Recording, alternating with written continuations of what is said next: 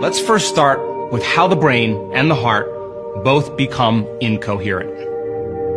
If you remember from previous episodes, coherence represents order, rhythm, synchronization. Incoherence is a lack of order or disintegration. Let's start with the brain. When you react to someone or something in your life, you turn on that primitive nervous system called the fight or flight nervous system. When the body and brain become aroused because of the release of these stress hormones, the rush of adrenaline begins to cause us to become more alert and more aware. The arousal causes us to put our attention on our bodies, on all of the elements in our outer environment. And what is our environment made of? People, objects, things, and places. And when we're under the gun of these stress hormones, we're preoccupied with time. Now, where you place your attention is where you place your energy. And in a sense, then, all of our attention and energy is invested into this three-dimensional reality, and we have to play by the rules of Newtonian physics. And as you learned, everything takes time to happen in this three-dimensional world.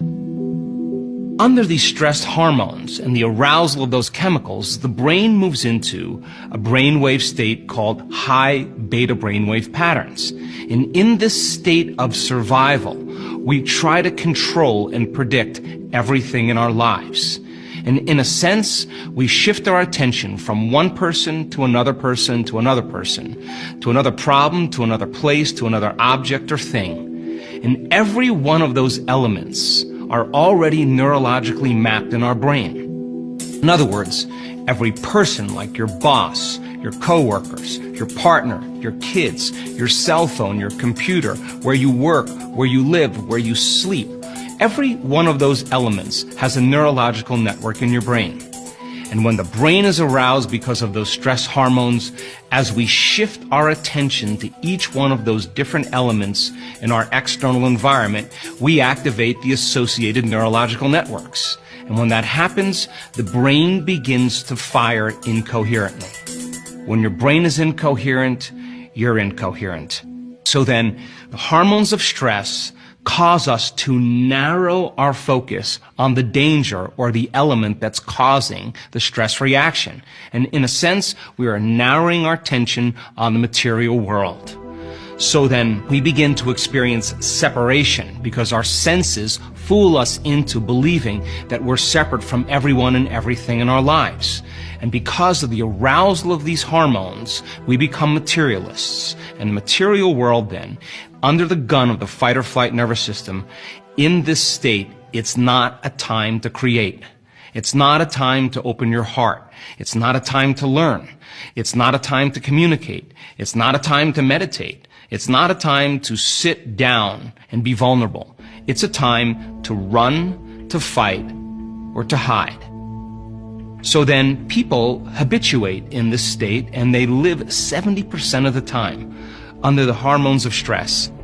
Now, at the same time, the heart is racing because the person is living in survival.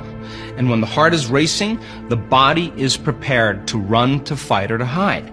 But if you're not running, if you're not fighting, and if you're not hiding or freezing, and you're in a staff meeting or you're in traffic, it's like stepping on the gas pedal as your heart races and stepping on the brake at the exact same time. And when that occurs, when there's incoherence in the brain and the heart, there's less energy in the brain and the heart.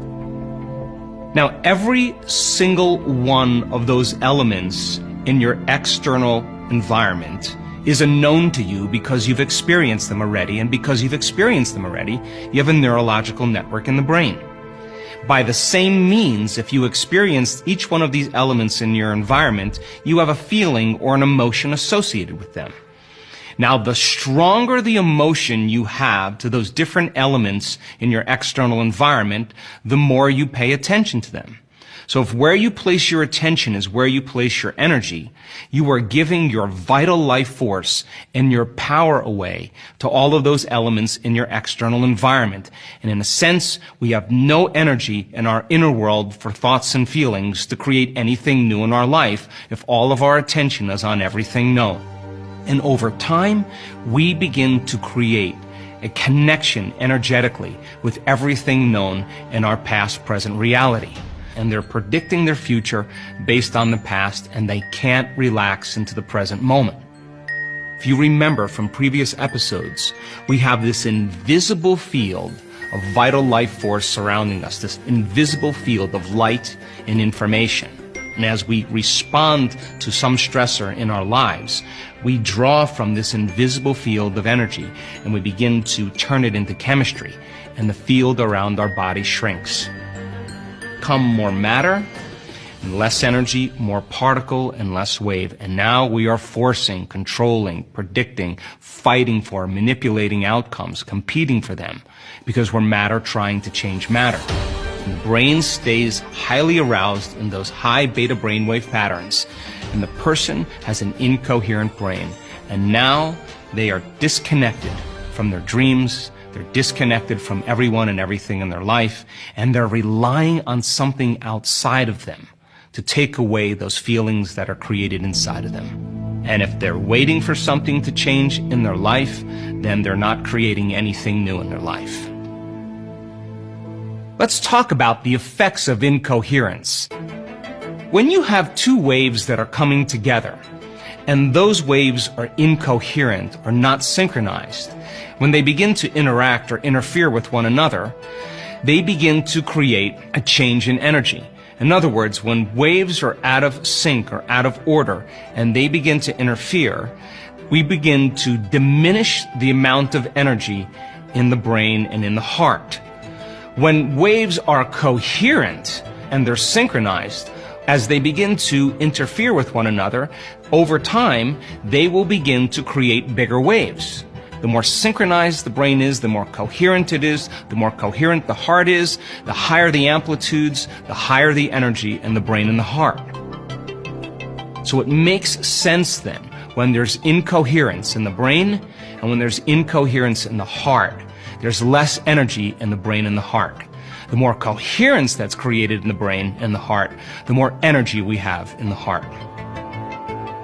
We started to investigate these principles to see if we would be able to create more brain coherence and heart coherence and measure those changes that could take place.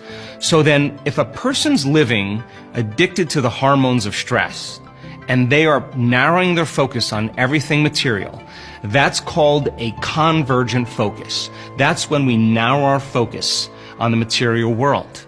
And people habituate and get stuck in this state. So we thought, what if we taught people how to go from a narrow focus, focusing on the material world, to a broad focus or to an open focus, or what's called a divergent focus? Divergent focus instead of a convergent focus, taking your attention off the material world and putting your attention on nothing material, putting your attention on energy and frequency. Would it begin to change the way the brain functioned? And in a sense, that became the formula for us to begin to record high amounts of brain coherence. And the process is very simple. You ask the person to close their eyes, to take a few breaths, to relax their body. And all of a sudden, I ask them to sense the space on both sides of them. And how far can their awareness go into that endless space? To sense the infinite black space out in front of them, giving it depth and becoming aware that there's infinite space behind them. And as they take their attention off the material world and begin to put their attention on that field of energy or information, by opening their focus and beginning to sense space, they're no longer analyzing and thinking. And because they're no longer analyzing and thinking, they're no longer activating those circuits in their brain that are connected to everything known. And as they're closing their eyes and sitting still in the meditative state, over time they forget that they have a body. They forget that They are connected to people in their lives. They're no longer thinking about their cell phone, or their car, or their computer. They're not even aware of where they're sitting, where they need to go, where they sleep, where they work, and they literally lose track of time and space.